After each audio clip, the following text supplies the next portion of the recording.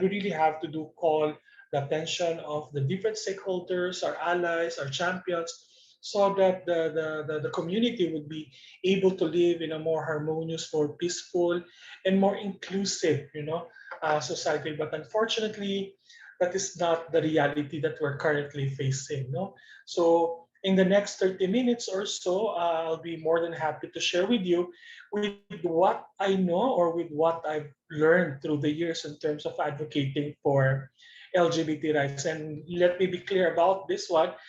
This is my personal position, and again, marami pa mga posisyon sorry, at iba pang mga bosses, no, sa kilusan, sa advokasiyang ito, no. Mahirap magbanggit ng kilusan, baka sabihin nare-red tag tayo. Anyway, so ano lang, no? It's nice to be with fellow LGBT. No? I'm seeing some friends here. So magandang gabi mga kaibigan. Si Ma'am, si Ate, si Miss Reggie. Hello, hi Reg. Kamusta? And the rest of the people here na magandang hapon. Si Ivan. Okay, sorry. Yung iba po ay hindi ko po kilala, but I'm really happy that we are part of this discussion. Okay, so i-share ko po sa inyo ang aking screen. Yun lang po ang aking may share. Hindi ko po may share ang aking jowa. Char. Baka maumbag ako ng jowa ko, Char, violence, di ba? Sige po, may share screen na po ba ako? Okay, sige po. Yan, perfect. Maraming salamat. Sige po, mag-share po ako ng screen. Okay.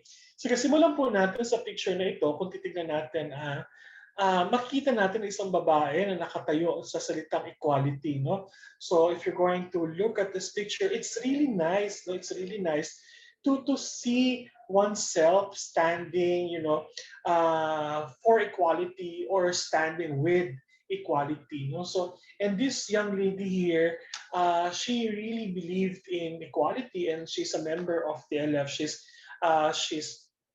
Chi Fernandez, no? She's a member of TLF, and she believed in equality, no? Because as a trans woman, she really believes that there should be equality, But the problem is, again, this is a fight. This is a fight not just of one individual, but this is a fight ng isang komunidad, no? Na komunidad na Filipino LGBTQI.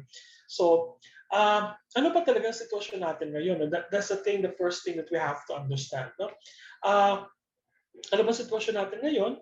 Una-una, sabing gano'n, no, ang Pilipinas daw isa sa pinaka-gay friendly, no? Pinaka-gay friendly sa buong mundo. No? So pag sinabing gay friendly, mabait daw tayo, no? Mabait daw tayo, o at kung tama ang aking Filipino, mabait daw tayo, accommodating daw tayo. And I think it was mentioned earlier, the use of it was mentioned, sorry, or it was used yung word na tolerance. So tolerance na mataas ang tolerance ng mga Pilipino or ng Pilipinas when it comes to the LGBT.